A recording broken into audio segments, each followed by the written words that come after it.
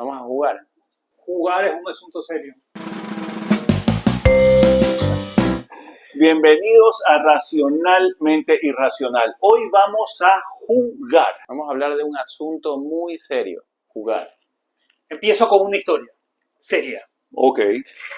Un día de 1966, un veterano de guerra estadounidense de apellido Whitman se sube a la torre del edificio principal de la Universidad de Texas con su rifle, apunta y empieza a disparar.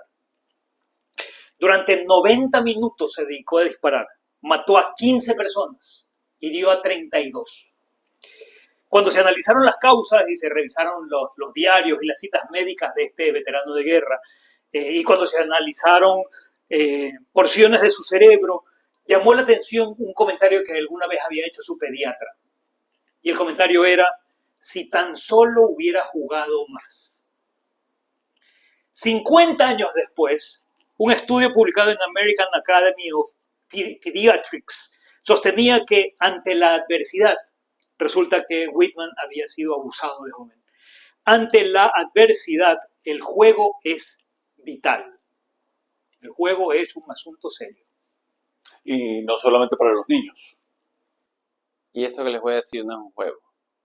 Recuerden suscribirse a nuestro podcast para que escuchen este y otros episodios, seguirnos en nuestras redes sociales @moguldesarrollo, escuchar este podcast Racionalmente Irracional, nuestro canal de YouTube, y también pueden escuchar este programa en i99 Escuchar y ver. y verlo en su YouTube todos los lunes. Vamos a hablar sobre el poder del juego. Hola, aquí empezamos Racionalmente Irracional. Bienvenidos. El juego no es un pasatiempo infantil, es una necesidad neurológica. Sí, pero la pregunta es, ¿por qué dedicarle tiempo a jugar? ¿Por qué dedicarle energía a jugar? Los filósofos han pensado en estos años. Por ejemplo, Platón pensaba que el juego era un ensayo de habilidades. Y otros pensadores hablaban de ideas esotéricas sobre energía excedente, catarsis freudiana e instintos primitivos. En el 2023, un científico de apellido Anderson y 3 colegas publicaron un texto interesante que lo denominaron teoría cognitiva del juego. Y lo que querían era explicar el juego en el marco de la teoría del procesamiento, de procesamiento de datos y de los cerebros predictivos de los que hemos hablado aquí en Racionalmente Irracional, de que tu cerebro predice lo que va a suceder en la realidad. El juego parece ser que está relacionada con esa idea de la mente como una máquina predictiva. Andrés, ¿qué es la teoría cognitiva del juego? A ver,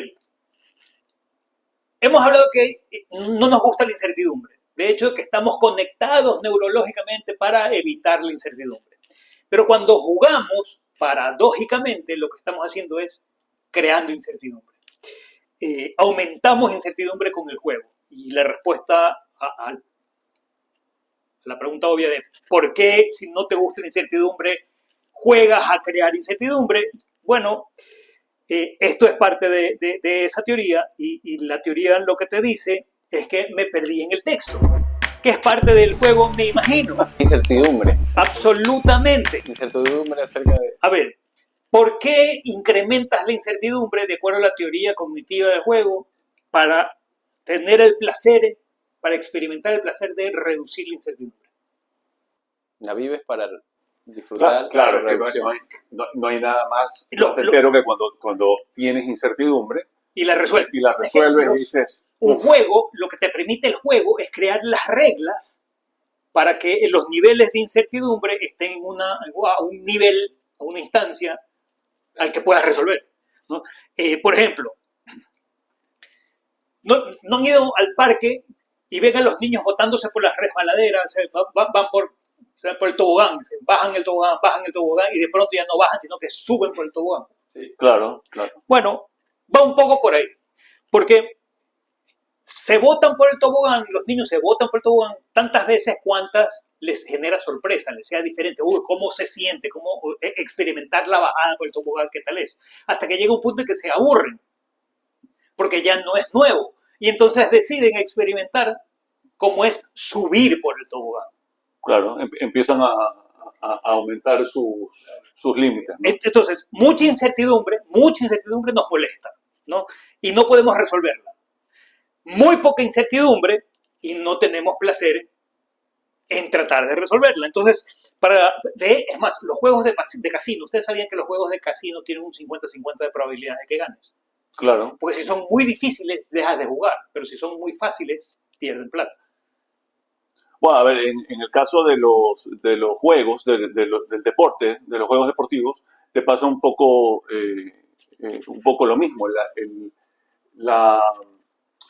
Se vuelve más satisfactorio cuando el resultado no lo sabes hasta el último minuto. O sea, si es un partido que está 7-0, pierde interés. Sí, pero 7-0 en el primer tiempo ya. Pero si el partido está 1-0 y estás en el minuto 87, no sabes si vas a empatar o vas a aumentar la ventaja, ¿no? Y atención a esto. Digamos que para llegar a la meta de una maratón debes correr, pero podrías simplemente caminar unas cuantas cuadras desde la línea de salida, luego tomar el bus, luego caminar unas cuadras a la meta, pero... igual llegas tienes los 42 puntos, ¿cuántos kilómetros? 195. 195. Pero ¿por qué decides correr los 42 kilómetros? ¿Por qué eliges aceptar las restricciones arbitrarias impuestas por el recorrido? Hay un filósofo de apellido Sutz que definió jugar, me parece interesantísimo este concepto, él definió jugar como intento voluntario de superar obstáculos innecesarios. Nos imponemos esos obstáculos, como correr los 42 kilómetros de una maratón, para asegurarnos que el resultado permanezca en duda. ¿Llegarás? ¿Y en cuánto tiempo? A veces fracasamos, lo que hace que cuando tenemos éxito el resultado sea mejor de lo que esperábamos. De hecho, por ahí van las tesis de Miller, de Anderson y de otros autores. La teoría de Anderson explica cómo el juego impulsa a los niños a aprender sobre sí mismos y sobre el mundo, pero también tiene implicancias muy importantes para los adultos, ¿no? Resulta que nuestro sentido del juego no solo es crucial para divertirnos, también para mantener sanos los cerebros que envejecen y para descubrir nuevas ideas. Jugar le enseña al cerebro en desarrollo a navegar en las jerarquías sociales, manejar el estrés y regular las emociones. De hecho, hay un neurocientífico que determinó siete sistemas emocionales. Uno de ellos es el juego. Y esto está en el cerebro de todos los mamíferos, no solo de los seres humanos.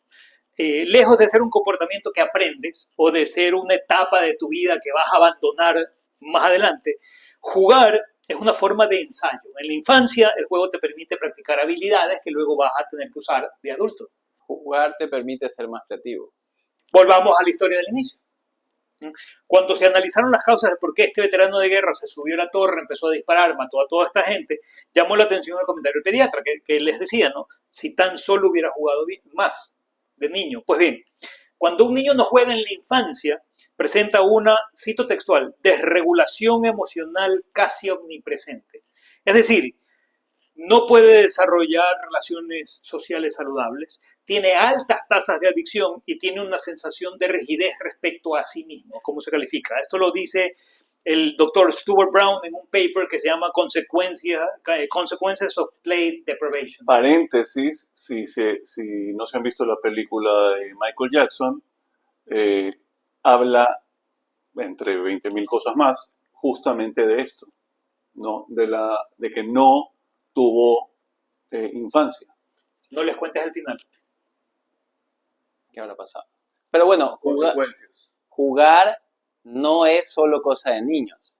El juego tampoco pertenece exclusivamente a la infancia. En adultos del mundo animal, el juego es absolutamente común. El juego es universal en aquellos animales cuya supervivencia depende de la cooperación, porque jugar permite crear relaciones, practicar teamwork y construir alianzas.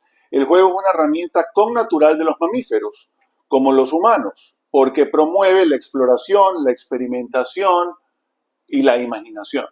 Jugar con papá, mamá o amigos promueve habilidades socioemocionales. Jugar mejora tu cognición.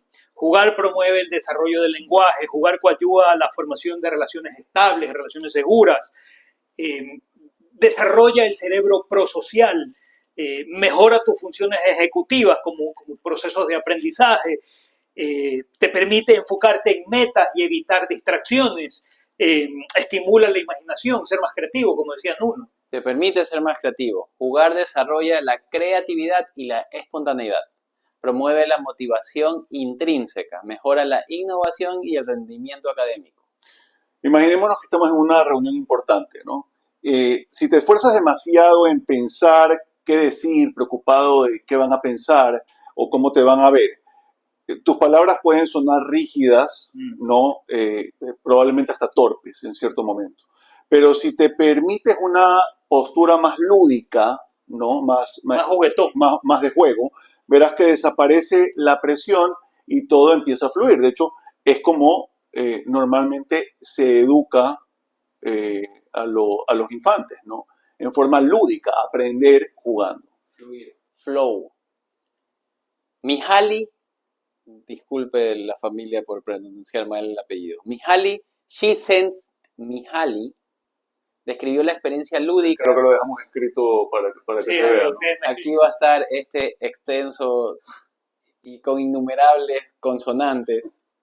No. Bueno, Mihaly describió la experiencia lúdica como autotélica, una actividad que se realiza por el propio placer que produce. Autotélico es eso, ¿no? Que haces algo porque el gusto de hacerlo. Por hacer. Y la asoció con el estado de flow. Cuando juegas, tu atención se desplaza del cómo lo estás haciendo hacia el qué estás haciendo. Ese es el estado de flow del que habla Mihaly. El libro se llama Flow. Flow.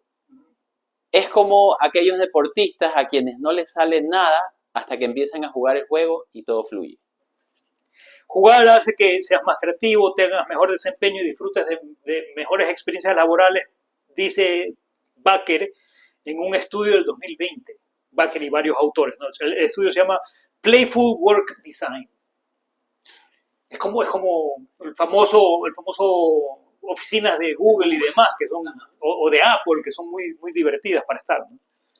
Es que jugar es una manera de descargar el exceso de energía y aliviar el estrés, ¿no? Un poco es el concepto de las oficinas que estás mencionando. Te ayuda a mejorar tu pensamiento flexible y tus habilidades para resolver problemas. Aumenta tu motivación y potencia la interacción social y, evidentemente, el aprendizaje. El juego es tan importante que ciudades como Londres, Venecia, Mumbai, Nairobi, Chicago o Filadelfia han puesto juegos en la calle. Juegos, rompecabezas, objetos extraños en las calles donde cualquiera puede jugar. De hecho, para una investigadora de MIT de apellido Schultz, el juego es vital para el aprendizaje y la inteligencia humana. Y Jean Piaget decía que los niños y niñas no juegan para aprender, pero aprenden porque juegan. Pero no solo los niños, los adultos también deben jugar. Así es, hay evidencia que dice que como adultos no debiéramos dejar de jugar. Porque ayuda a mantener sano el cerebro y nos brinda una manera de descubrir ideas nuevas. Y no me refiero a necesariamente a haz una pausa para jugar tenis o jugar pickleball o jugar canasta o en el parque. Pero tengo una actitud también más lúdica, más juguetona. Luego la pregunta es, ¿cuándo fue la última vez que jugaste? De hecho, el tema va más allá de la pura diversión, ¿no? Las nuevas investigaciones sugieren que la diversión no es una distracción del aprendizaje, sino una manera en que el cerebro nos recompensa por navegar la incertidumbre, por descubrir patrones y por mantenernos mentalmente vivos. Luego, el aprendizaje lúdico, como en los niños, en los adultos, es más efectivo también. Por cierto, hay otra utilidad concretísima del juego. El placer del juego te indica que estás reduciendo correctamente la incertidumbre. Entonces, eso significa que estás aprendiendo mejor las cosas que pasan en el mundo. Y puedes reaccionar de manera más eficiente de lo esperado en lo que se te venga a continuación. Pausa. Jugar es más un estado mental y es menos un momento del día. No se trata de lo que estés haciendo, sino de cómo lo estás haciendo. Los psicólogos Edward Deci y Richard Ryan lo llaman motivación intrínseca. No se trata tanto de qué hacemos, sino de la orientación con la que lo hacemos. Curiosidad en lugar de búsqueda de aprobación. Por eso queremos invitarnos a introducir este estado mental de juego en la escuela, en las oficinas, en el entrenamiento deportivo, en la casa y en el día a día. Como decía George Bernard Shaw, no dejamos de jugar porque envejecemos. Envejecemos porque dejamos de jugar. Tiene sentido y este podcast está muy serio para hablar de jugar. Paréntesis. A ver, si el juego es una manera de aprender sobre la incertidumbre de distintas situaciones, el problema es que cuando eres mayor crees que ya te las sabes todas. Crees que hay pocas cosas que te sorprenden, entonces dejas de jugar. Probablemente te da vergüenza reconocerlo. Y también, no recuerdo haber visto un adulto bajándose del tobogán y tampoco subiendo. Probablemente la espalda no se lo permitiría. Eso también es cierto. Bueno, dejemos este programa acerca de la importancia de jugar y vámonos a jugar. Vamos. Aquí termina Racionalmente Irracional. Gracias por su sintonía. Hasta el próximo episodio.